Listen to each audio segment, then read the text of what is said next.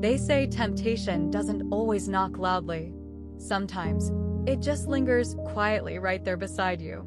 In the elevator, in the break room, across the meeting table, smiling, laughing, listening when no one else does. I never thought my story would end up like this. I didn't wake up one day and decide to cross a line. There wasn't a plan. There wasn't even a moment of rebellion. But loneliness has a way of making ordinary things feel extraordinary. And it sneaks up on you, slowly, until one day, you're staring at the people you see every day, and wondering if maybe, just maybe, they see you too. It's been nearly a year since that night.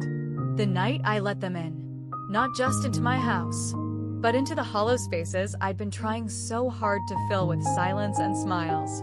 And I know how that sounds. Trust me, I do. You're probably already forming opinions, thinking I'm reckless, or weak, or worse. But here's the thing, this isn't a story about lust, or scandal, or some wild, thrilling escape. This is a story about emptiness, and how easily you can fall into someone else's orbit when your own world has grown too quiet. It's about the little things, like when Aiden remembered how I take my coffee, when Marcus noticed my chipped nail polish and asked if I was okay, when Reese stayed behind after a long meeting just to help me shut down my laptop. Things my husband stopped noticing a long time ago. You ever felt invisible in your own home? Like your presence is more of a habit than a heartbeat. When Daniel stopped sleeping in our room, he said it was just because of his back. But we both knew that wasn't the truth. He stopped kissing me goodnight, stopped asking about my day, stopped seeing me. So when the guys from work started coming around more often, it didn't feel dangerous. It felt nice, like I existed again, like someone still thought I was interesting, beautiful even. But here's the part I'm still trying to make sense of. I didn't feel like I was doing anything wrong. Not at first. Not when I invited them over for dinner. Not when we laughed until midnight. Not even when the conversations got personal. It was just dinner. Just drinks. Just friends. Until it wasn't. Until Aiden leaned a little too close. Until Reese started showing up when he wasn't supposed to. Until Marcus joked about what it would be like if the three of them shared me. We all laughed, but something in me fluttered, and something in them changed. It's strange how one night, one decision, can split your life in two, before and after, and you don't realize you've crossed the line until you look back and see just how far you've walked. So, if you've ever felt like you were fading, if you've ever made a choice you can't quite explain, not even to yourself, then stay with me. Because what happened that night wasn't just about who walked through my door. It was about what they stepped into.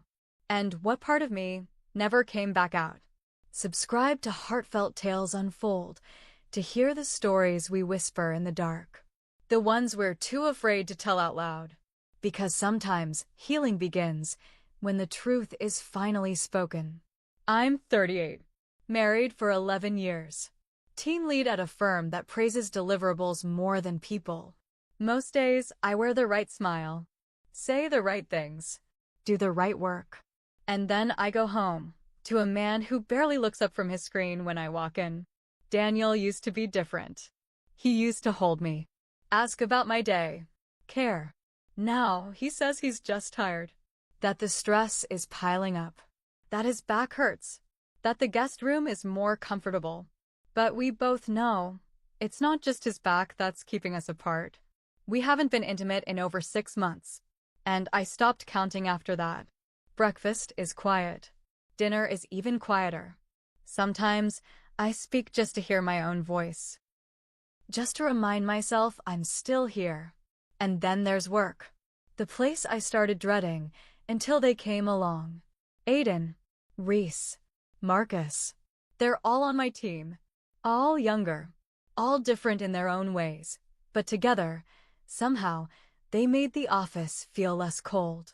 Aiden is smooth. Too smooth, maybe? He always knew just what to say. He once leaned in, half smiling, and said, "You know, you're dangerously beautiful when you're focused." I laughed it off, but I remembered it. Reese is the quiet one. Soft-spoken, always watching. He'd send articles he thought I'd like. Notice things like a change in my earrings or the shade of my lipstick. He never made a move. He didn't have to. Marcus was the wild one. Always joking, pushing boundaries with humor. He'd make comments that walked the edge, and I'd pretend to scold him, even as I smiled. They made the long hours easier. Made me feel alive. The week the big project wrapped, I was exhausted. Mentally, emotionally, everything. So I invited them over. Just the three of them. As a thank you. Nothing more. It was a rainy Friday night. Daniel had texted earlier. He'd be working late again. I didn't bother asking when he'd be back. I cleaned up the living room. Picked up a bottle of wine. Set out snacks I barely touched. When they arrived, it felt light. Easy. Laughter filled corners of the house that had been quiet for too long. We talked about work, life, regrets. And then, the tone shifted. Not all at once. Just in the way Aiden looked at me when I laughed. The way Reese offered to help clean up, but didn't really move from the couch. The way Marcus leaned closer, speaking softer, as if our conversation was separate from the others. I thought it would just be dinner. A small gesture of appreciation. A casual evening with colleagues.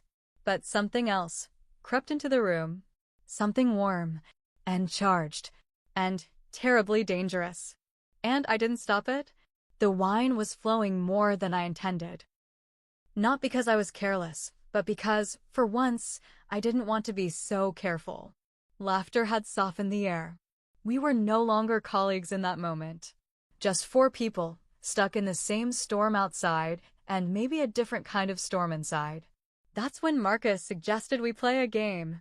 Let's do confessions, he grinned, swirling the last of his red wine. Nothing crazy. Just truths. No judgment. I should have stopped it right there. Drawn the line. Reminded them we were adults, professionals. But I didn't, because some part of me wanted to hear what they'd say. Some part of me wanted to be included in something real. Even if it got messy. Marcus went first. He confessed that he once hooked up with a client and spent the next 3 months pretending nothing happened. We all laughed too hard. The kind of laugh that stretches a little too long. Like it's covering something else. Then Aiden leaned forward. His voice low. His eyes locked on mine. And he said, I have a thing for older women. The room went still for just a second too long. Not just older, he added, but the kind who look like they've loved hard and been let down harder. I didn't know what to say. So I laughed.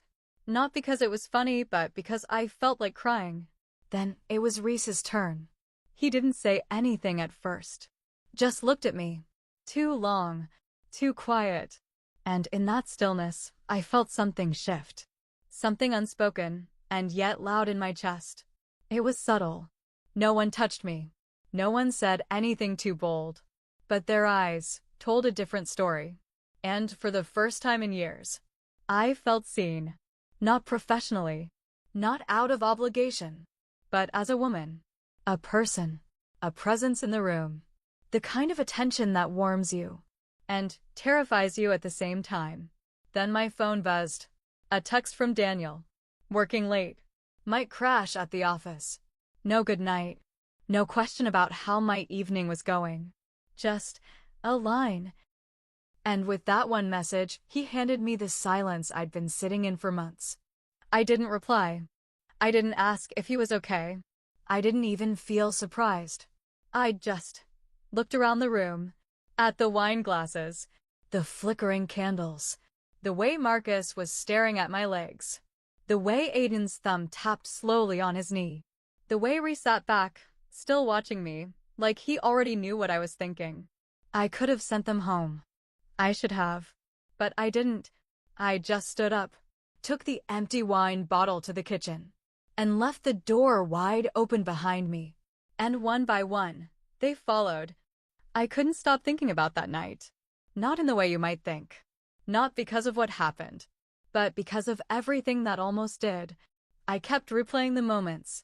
The glances, the pauses in conversation, the closeness that wasn't quite inappropriate, but wasn't innocent either. I wasn't supposed to feel excited. Not by the way Aiden's hand brushed mine when I passed him the corkscrew.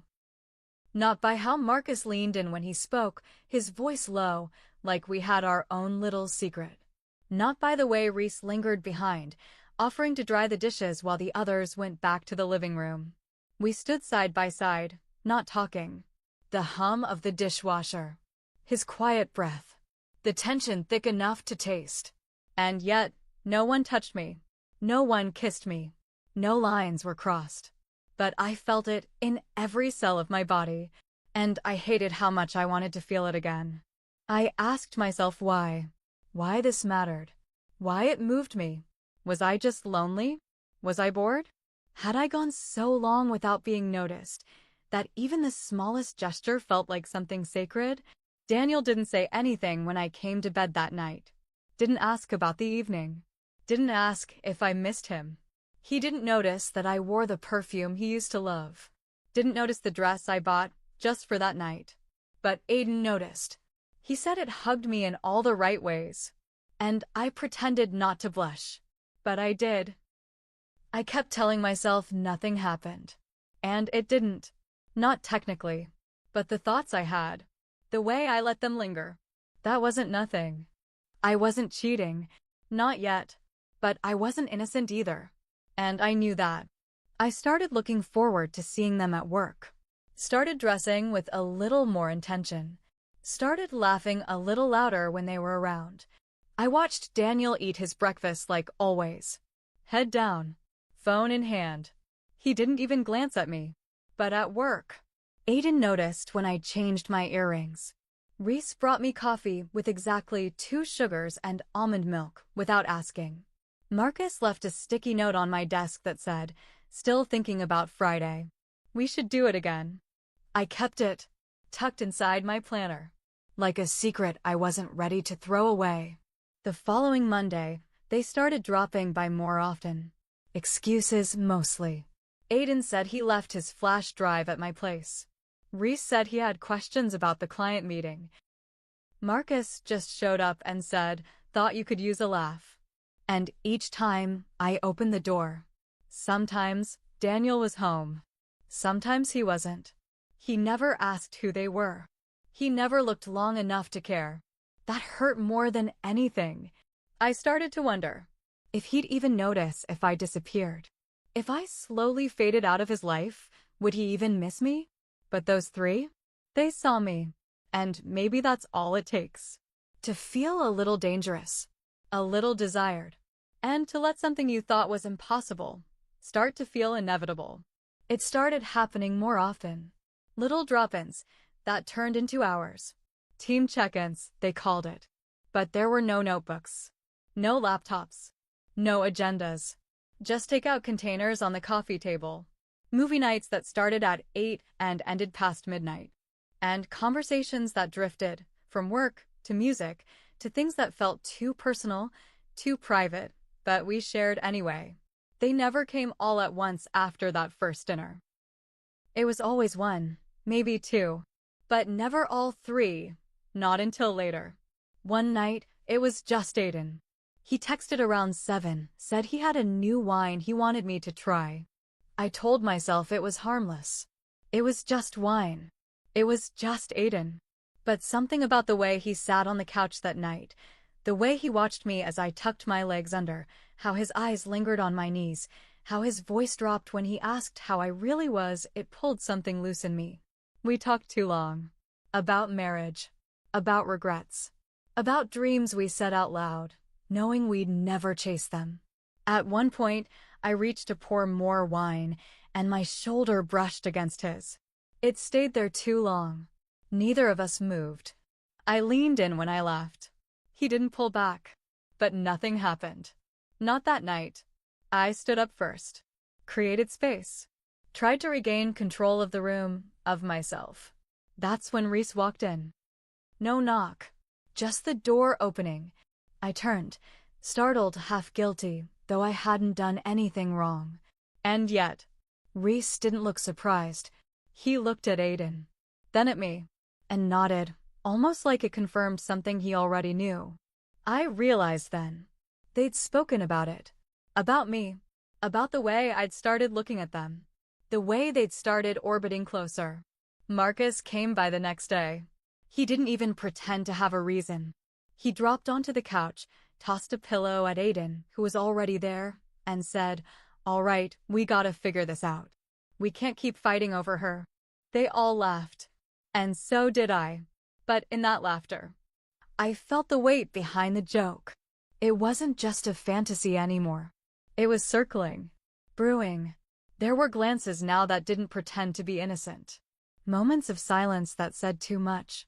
Shoulders brushing mine in the hallway at work. Fingers touching mine when handing over a pen. Eyes that stayed too long when no one was looking. And still, I let it happen. I let it all happen. I told myself it was just harmless fun. That it gave me something to look forward to. That it filled a space Daniel no longer even noticed was empty. But the truth? I was unraveling. Quietly. Willingly. Then came the night all three showed up together again. No texts. No warning. Just a knock on the door. Three of them standing there, casual smiles on their faces. Like they'd done it 100 times. And this time, I didn't resist.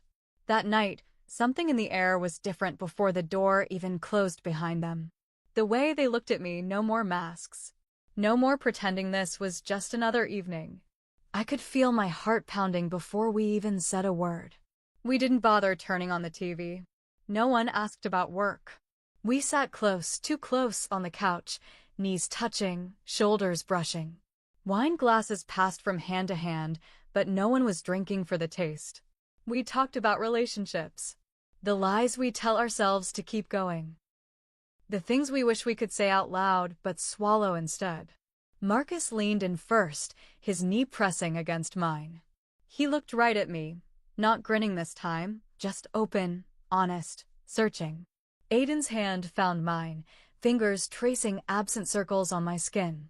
His touch was careful, almost reverent. It felt like electricity, like the beginning of something I'd been craving but never let myself ask for. Reese, quiet as always, just looked at me. And then he whispered, barely above a breath, "Are you sure?" And in that moment, I was. Not because I wanted to betray Daniel. Not because I was angry or reckless or desperate, but because for the first time in years, I wanted to feel chosen. Desired. Like I was more than an afterthought, more than someone's obligation or roommate or burden. I didn't think about consequences. Or guilt. Or what tomorrow would look like. I only thought about right then. The warmth of hands that wanted me, the eyes that saw me, the laughter that felt like safety and risk all at once. The night unfolded in a way I never could have imagined. It wasn't about bodies. It was about need, the quiet, aching need to be seen, to be touched, to be understood. There were moments when it felt like I was outside myself, watching another version of me take risks, say yes to things I'd only let myself dream about in the quietest, loneliest hours. But I wasn't numb. I felt everything, the heat in the room, the tangle of emotions, the terrible, beautiful closeness. It was intimate, not vulgar or wild, but gentle, slow, and devastatingly real. There were words whispered I can barely remember now. Fingers interlaced. Foreheads touching in the dark. A feeling of being known, truly known, even if only for a single night. And when it was over, there was a silence that wasn't empty. A kind of peace and sadness all tangled together. I fell asleep on the couch, blanket around my shoulders, surrounded by echoes of laughter and secrets that would never be spoken out loud. When I woke up the next morning, they were gone. But something inside me had changed forever. The next few days, I moved through them like I was made of glass. Still, cracked in places I couldn't see, but felt with every breath. At work, I avoided them. Took the long way to the break room. Scheduled fake meetings just to stay away. Lingered in bathroom stalls until I knew the coast was clear. But they acted normal. Too normal. Aiden still joked during morning briefings. Marcus still sent ridiculous memes to the group chat. Reese still sat in his usual spot, quiet, measured, unreadable. No one looked guilty. No one slipped up. And maybe that should have comforted me. But instead, it made me paranoid. Did they talk about it after? Did they laugh? Did they regret it? Did they tell someone? Was I a story now? Every glance felt like it meant something. Every silence screamed. I kept my head down, my heart racing in meetings, my hands trembling when one of them spoke to me too casually. Then Daniel, who hadn't noticed me in months, looked up from his laptop one night and said, "You seem lighter." Did something change? I froze, smiled, shrugged. He started coming home earlier after that. Started sitting with me during dinner again. Started asking if I wanted to watch something together before bed. But it was too late. Not because of what I'd done, but because of everything I'd stopped feeling for him long before that night. And maybe now he sensed it. The shift. The missing piece. I kept wondering if they could sense it too. If every word I spoke came with a hidden question mark. If every smile I force-cracked just a little at the edges. Then one day, I stepped into the elevator. And there was Reese. Just him. He didn't say a word. Didn't look away. Just stared. Straight through me. Not angry. Not cold. Just distant. Like whatever had passed between us was gone. Like it never happened. Like I was just a woman in the wrong place, at the wrong time, sharing a quiet box of silence with a stranger. And I knew right then, whatever it was, it ended that night. But the pieces of me they touched, they're still there. Somewhere beneath the surface. Still humming. Still echoing. Still haunting. I kept asking myself, why? Why did I let it happen? Why didn't I stop it? I wanted to blame the wine. Say I wasn't thinking clearly. That maybe I got caught up in the moment, in the warmth, the attention, the way their eyes made me feel like I mattered again. I wanted to blame Daniel. For the nights he turned his back on me. For the months he made me feel like a burden instead of a partner. For forgetting who I was, even when I was standing right in front of him. I wanted to blame them. Aiden's charm. Reese's intensity. Marcus's playfulness that always came with a little bit of fire. But the truth? The truth is simple. I opened the door. I said yes. And I let them in. It didn't happen to me. I chose it. Every part of it. Not out of lust. Not out of revenge. But out of emptiness. I didn't cheat just with my body. I cheated with my loneliness. With the way I ached to be noticed. With the way I stayed quiet when I should have walked away.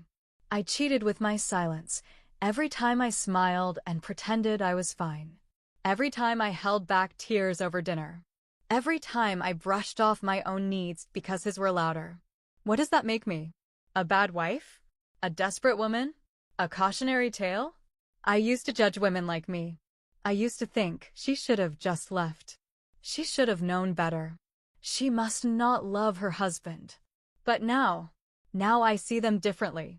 Because I am her. And I know now, it's not always about not loving your partner. Sometimes it's about losing pieces of yourself so quietly, so slowly, that by the time you realize what's missing, you're already standing in someone else's arms, trying to remember what it felt like to be whole. I wish I could say I don't think about it anymore. But I do. Not because I want to go back. But because I can't forget the way it felt to be wanted again. To be seen.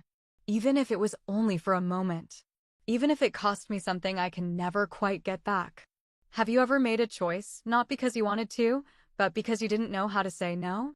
Because the silence around you had grown so loud, you'd do anything to feel something again? I keep asking myself, was I wrong for letting that moment happen? Or was I just human? Human in the way that aches to be seen, to be heard, to be touched without judgment, to be wanted without apology. They didn't force me. I wasn't tricked. I knew exactly what I was doing, and I did it anyway, because something inside me was starving. And that night, I stopped pretending otherwise. So I'm asking you, not for permission, not for forgiveness, but for honesty. Tell me in the comments, was this betrayal? Or was it just a cry for connection in the wrong place, at the wrong time, with the wrong people? Because sometimes it's not about the act. It's about the why behind it. And if stories like this stir something in you, if they echo in places you've been too afraid to speak of, like this video, and subscribe to Heartfelt Tales Unfold. Because here, we don't just tell stories. We unravel the human heart. Some doors, once opened, can never truly be shut again. Some touches don't fade. They linger. In the silence between moments. In the corners of memories you can't erase. In the questions you ask yourself at night, when no one's watching. I don't regret the night, but I regret what it revealed about me. About how far I'd drifted from myself. About how much of me I'd buried to keep everything looking perfect on the outside.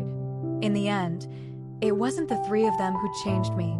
It was the mirror they held up to a woman I didn't recognize.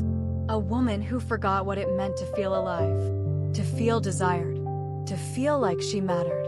And maybe that's the real story here. Not the night itself, but the version of me that stood at the door and let them in, not because she was reckless, but because she was tired of being forgotten. So be careful who you let in. Because sometimes, the hardest part isn't letting go of the moment. It's forgiving the version of yourself that needed it so badly. You said yes, even when you knew it would break something you might never get back.